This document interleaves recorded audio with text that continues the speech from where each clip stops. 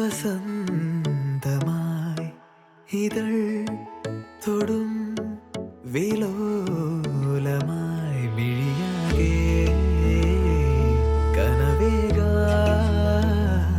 മനമാകെ കതിരാടാൻ കാണും നേരം മൗനം പോലും ഗാനമായി മാറുവാൻ ചാരേ തൂവൽ വീശും വെൺപ്രാവിൻ